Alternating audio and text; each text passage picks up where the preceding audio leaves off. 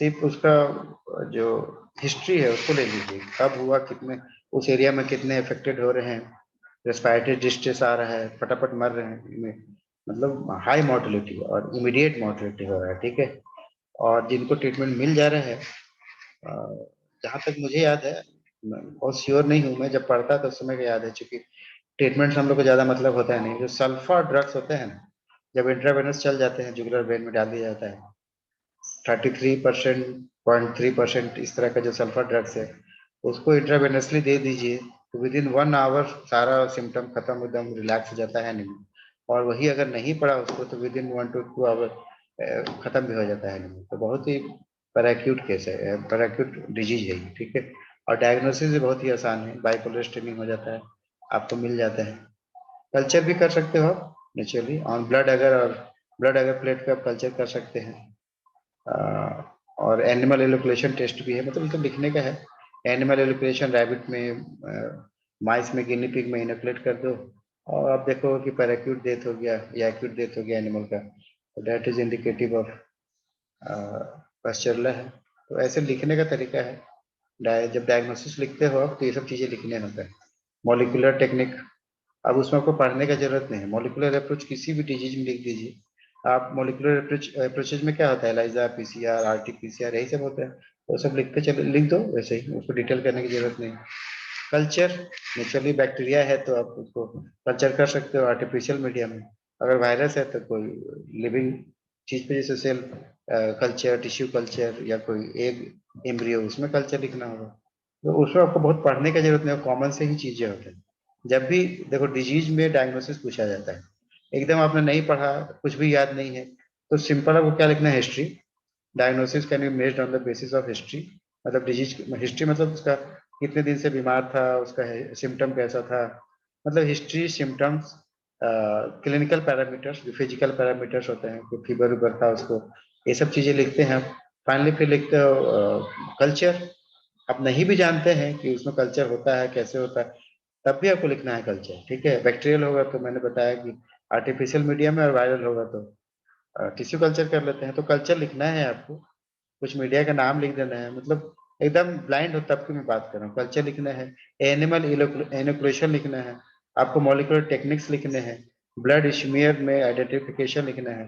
तो ये तो इन जनरल सब में लिखना है, इसमें भी आपने लिखा है। बस इसको खास बनाने के लिए सिर्फ एक चीज है कि बाइपोलर स्टेनिंग हो गया under methylene blue. Methylene blue लिखोगे तो ज्यादा इम्पैक्ट पड़ेगा। लिस्मैन स्टेन, ग्राम स्टेन तो सब स्टेन में ही होता है, लेकिन आपने लिख दिया पॉलीक्रोम मिथाइलिन ब्लू से मैं कर रहा हूँ, तो लगेगा इसका मतलब पढ़ के आया। और बाइपोलर लिख दिया, इसका मतलब जानता है। बाकी सब कुछ तो वैसे ही है, कोई दूसरा डिजीज भी पढ़ोगे तो यही सारी चीजें होंगी, history, symptom, lesions, identification, culture in animal inoculation, molecular technique, सब जगह यही फंडा आपको अपनाना है। एक दो लाइन याद कर लीजिए जो उसको अलग करता है। सारे सेप्टिसिमिक डिजीज में यही सब लिखना है जो आज आपने पढ़ा है। बस एक दो चीजें ऐसे जो उसको अलग करता है, उसको अलग से लिख लो, याद कर लो, बाकी सब का सब वैसे ही है।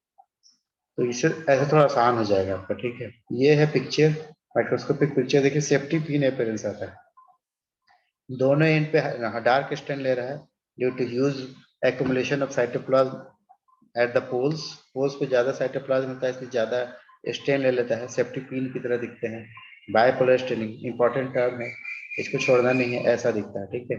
इम्प्रेशन स्मेयर में कुछ सेल्स, ये बड़े बड़े बॉडी के सेल्स हैं, ठीक है। तो ये सेल्स नहीं, ये बीच वाले जो हैं, ये वाले ये हैं आपके कोकोबैसिलाई बाइपोलर स्टेन एचएस, ये छोटे छोटे वाले, ठीक है। तो ये भी इम्प्रेशन स्मीयर ही है, ये भी है, कोई ब्लड स्मीयर नहीं है, लेकिन ये थोड़ा ज़्यादा इसमें सेल्स आ गया है, इसमें मतलब बॉडी के एपिथेलियल सेल्स ज़्यादा आ गया है, इसमें कम है। इसके बैकग्राउंड में जो आपको रेडनेस दिखता है, ये जो रेडनेस है, ये क्या होते हैं, ये ड्यू टू इन्फ्लेमेटरी चेंजेस, वहाँ पे बहुत सारा, आप जानते हो कि जो एक्सुडेट्स होते हैं उससे प्रोटीन कंटेंट ज़्यादा होता है। तो आपने जब इम्प्रेशन स्मीयर बनाया है, तो नेचुरली एक्सुडेट्स भी आएंगे उसमें।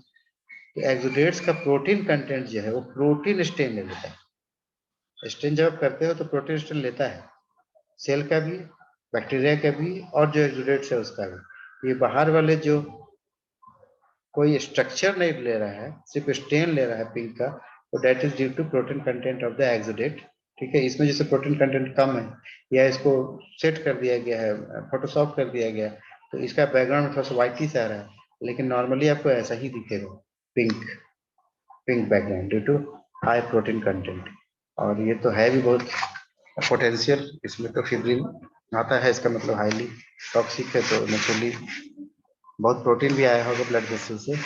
तो जब आप इसका लिखोगे ये पैथोजेनेसिस, तो एक लाइन जैसा मैंने बताया सब लिखने हैं, और ये लाइन भी जरूर लिखिएगा कि the endotoxin damage the vascular endothelium. ये सिर्फ इसका नहीं, किसी भी सेप्टिसीमिया में जब तक डैमेज नहीं होगा वैस्कुलर एंडोथेलियम, तब तक एक्सुडेशन, हेमरेजेस, ये सब चीजें नहीं आएंगे, ठीक है। तो कोई भी एंडोटॉक्सिन्स का डिजीज लिख रहे हो, सब कुछ भूलने लगे, कुछ समझ में नहीं आ रहा क्या लिखना था यहाँ पे, तो जरूर लिखिएगा it damage the vascular endothelium. और वैस्कुलर एंडोथेलियम के बाद जो कंडीशन होता है आप जानते ही हैं। तो इसी तरह से छोटे होते चले जाएंगे कंसेप्ट के साथ, बहुत ज्यादा रटना नहीं पड़ेगा आपको।